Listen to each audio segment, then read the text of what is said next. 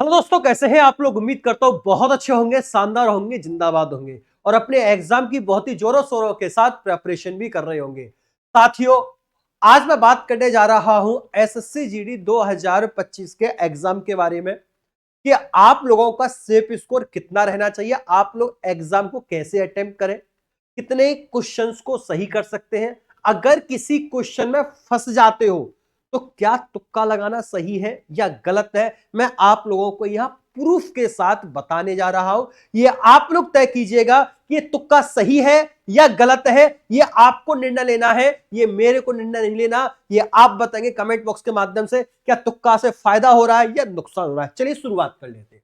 देखो भाई, एग्जाम में तुक्का लगाने का सबसे बेस्ट तरीका मैं आप लोगों को इस वीडियो के माध्यम से बताने जा रहा हूं, वो क्या है वो सुनिए।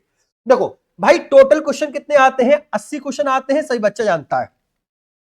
टोटल क्वेश्चन कितने आते हैं? 80 क्वेश्चन आते हैं। प्रत्येक क्वेश्चन भाई 2 मार्क्स का होता है, यानी कि रीजनिंग के 20 क्वेश्चन आएंगे, जीके जीएस के 20 क्वेश्चन, मैथ्स के 20 क्वेश्चन और हिंदी और इंग्लिश ऑप्शनल होते हैं उसके 20। ओवरऑल 80 क्वेश्चन है, 160 मार्क्स के हैं हमारे पास जो 80 क्वेश्चन है। अब इस 80 क्वेश्चन में से स्टूडेंट जो पढ़ा हुआ स्टूडेंट है, जो नॉर्मल एवरेज स्टूडेंट है, मैं उसकी बात कर रहा हूं। अब एवरेज स्टूडेंट को 50 क्वेश्चन आते हैं, उसने 50 क्वेश्चन टिक टिक टिक टिक टिक टिक टिक टिक कर दिए भाई, प्रॉपर्ली कर दिए। अब वो 30 क्वेश्चन पर आके अटक जाता है। क्या होता है?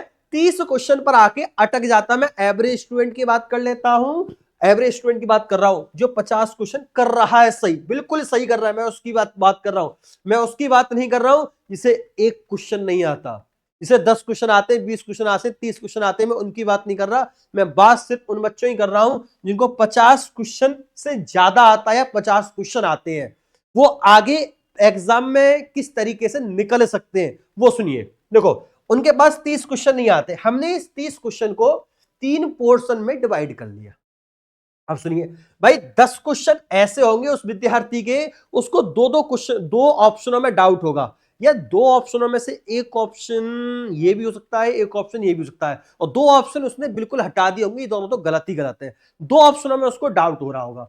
अब उस विद्यार्थी को 10 क्वेश्चन ऐसे होंगे जिसको 3 ऑप्शनों में डाउट होगा, एक क्वेश्चन उसने काट दिया, क्या ये तो होना ही नहीं है। अब इन 3 में से कोई एक हो सकता है, और एक 10 क्वेश्चन का पोर्शन उसका अलग ऐसा होगा, उसे एक भी क्वेश्चन नहीं आता है, पता ही नहीं है चारों ऑप्शनों में से कौन सा ऑप्शन सही हो सकता है। अब सुनिएगा, तो भाई इसमें अगर मैं बात कर लेता हूं, इस वाले पोर्शन में बात कर लेता हूं, यहां जो 10 क्वेश्चन जो बच्चे पर नहीं आ रहे थे, बट उसमें से 50-50 कर रहा है कि हाँ ये क्वेश्चन सही हो सकता है, नहीं हो सकता है, यहां पर डाउट था। तो याद रखना, उस वाले पोर्शन में 60 से 40% का रेशियो होता है, यानी 60% सही होने की संभावना होती है और 40% गलत होने की संभावना होती है।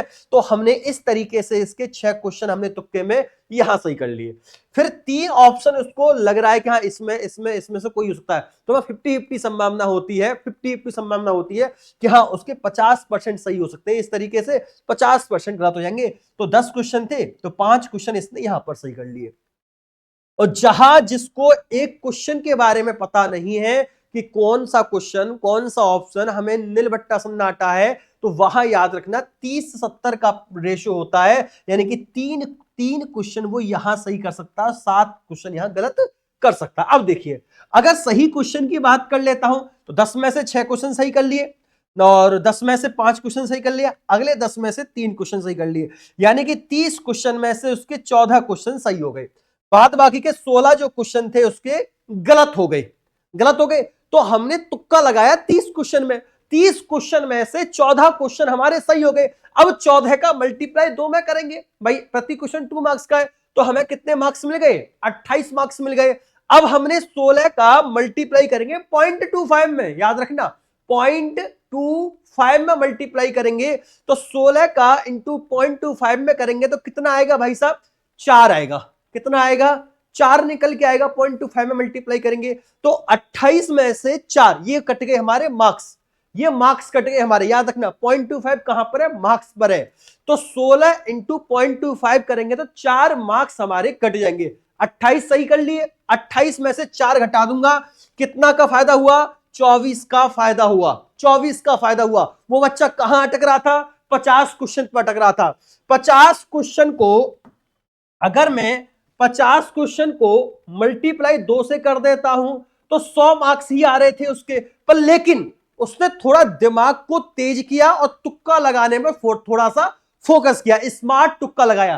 3 पोर्शन में डिवाइड करके उस तुक्के को, तो उसने यहां पर 24 का फायदा कर लिया।